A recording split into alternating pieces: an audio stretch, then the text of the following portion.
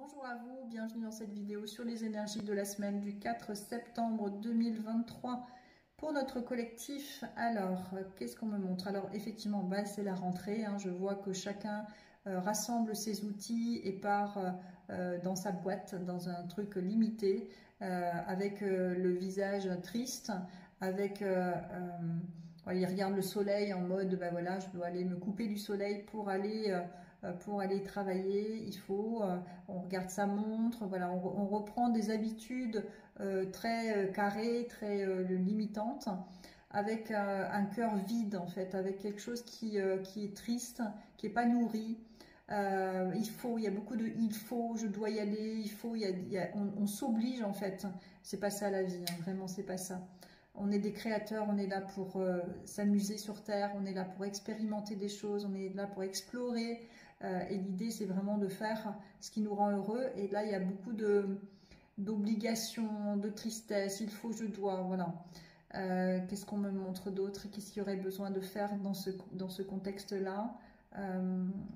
D'avoir des moments à soi, des moments de connexion à la spiritualité, parce que c'est comme si en fait on se coupait de tout là, on se coupe de notre joie, on se coupe de notre créativité, on se coupe du soleil, on se coupe de notre vie en fait, notre vitalité, et on va dans une énergie très grise, très limitée, alors que si on est encore connecté à nos envies, à notre créativité, qu'on trouve cet équilibre entre le travail alimentaire qui ne nourrit pas l'âme et une activité qui va nourrir notre âme, justement, là déjà ça ira un peu mieux, sachant que l'idéal c'est vraiment de se réaliser, de faire le travail, l'œuvre finalement qui nous convient pleinement.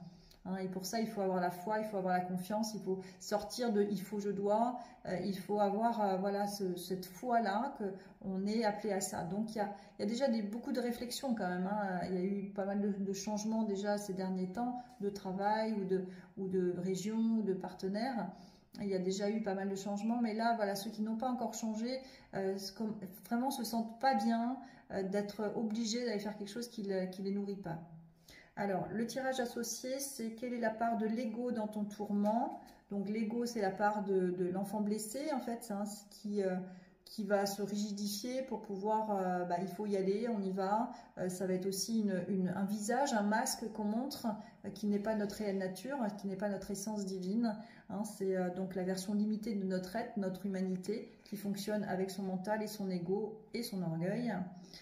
Les croyances donc limitantes, la souffrance est nécessaire. Voilà, je dois trimer pour vivre, hein, pour gagner 3 sous, pour pouvoir avoir 5 semaines de vacances, je dois trimer. Non, quoi. C'est vraiment, ça c'est des croyances, merci le système, encore une fois, la souffrance n'est pas nécessaire. Au contraire, quand on est aligné à son âme, c'est fluide et facile, c'est l'autoroute du kiff, ça va très vite.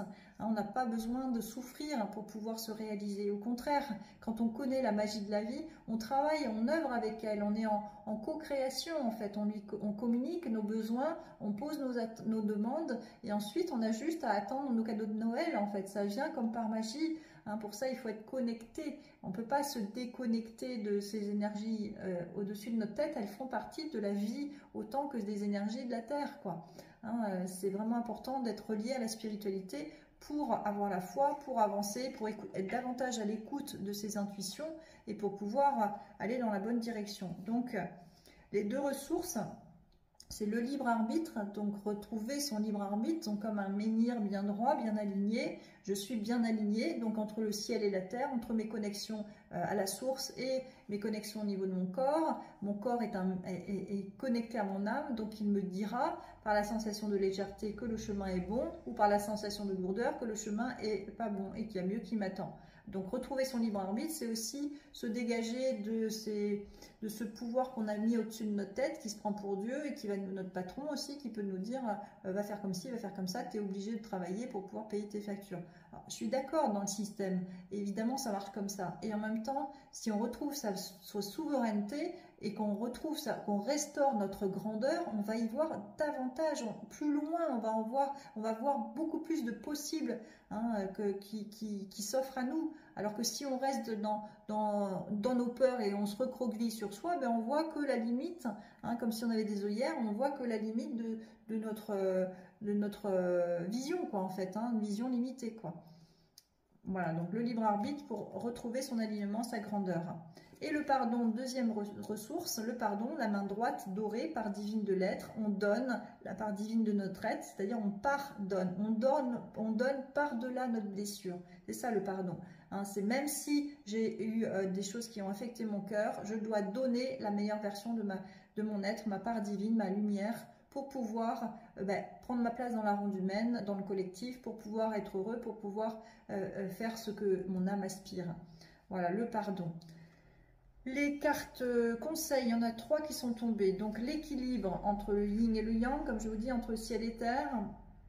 Je retrouve l'équilibre entre mon travail sur la terre et ma spiritualité. Je suis la relation parfaite entre la terre et le ciel, le physique et l'invisible. Je travaille sur mon évolution en tant qu'âme, donc sur notre évolution de conscience, sur mon évolution en tant qu'âme, tout en demeurant conscient de ma présence au sein d'un monde concret. Je suis un tout. Voilà, on ne sait pas juste le terre-à-terre ennuyeux qui va au bout d'un moment nous désespérer, quoi, hein, on va mal se sentir. C'est la connexion à la lumière qui va faire qu'on va pouvoir donner du sens à ce qu'on fait et pouvoir avancer sur le chemin de notre réalisation. Et plus on va grandir, plus on verra d'autres possibles.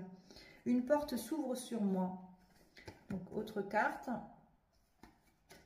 Quand une porte semble fermée devant moi, je garde espoir et confiance en la vie. Je cesse de m'inquiéter et j'accepte, car une plus grande opportunité se présentera à moi. Ce qui ne s'est point produit aurait pu nuire à la concrétisation de ce qui est à venir. Maintenant que je comprends ceci, la sérénité s'installe.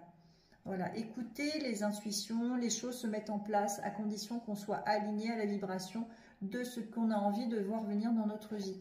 Donc si ça ne se passe pas comme on l'avait décidé avec notre mental, c'est qu'il y a mieux qui nous attend. Donc avoir la foi toujours. Le troisième conseil, c'est écoute. Je calme toute agitation de mon mental, de mon ego, de mon orgueil, pour écouter mon cœur et mon corps. Je découvre cette petite voix intérieure et me laisse guider par elle. Je lui fais complètement confiance et je sais que mon intuition m'amène toujours vers ma concrétisation au sein des plans célestes.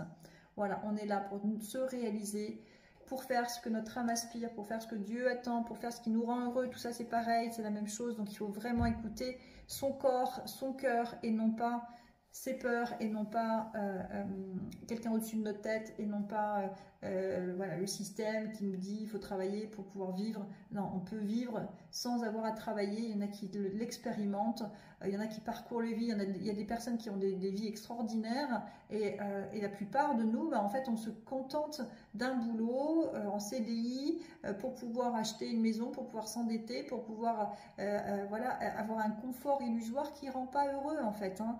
Bien souvent, on entend j'ai tout ce qu'il faut, mais je suis pas heureuse. Bah oui, parce que intérieurement, je me sens vide en fait. Je suis pas nourrie, je suis pas dans ma joie quoi. C'est pour ça qu'on a 2 énergies et il nous faut nous laisser guider aussi par ces énergies yang qui vont nous insuffler. Tiens, va faire ci, va faire ça. Et c'est là qu'en fait on sera guidé. C'est comme ça qu'on est guidé. Et si on se laisse guider par nos peurs, et ben là on va dans le mur et puis on reste dans le boulot métro dodo en fait. Hein, et ça rend pas heureux. Voilà, bon, je vous souhaite une excellente rentrée, prenez soin de vous et puis à une prochaine, bien à vous.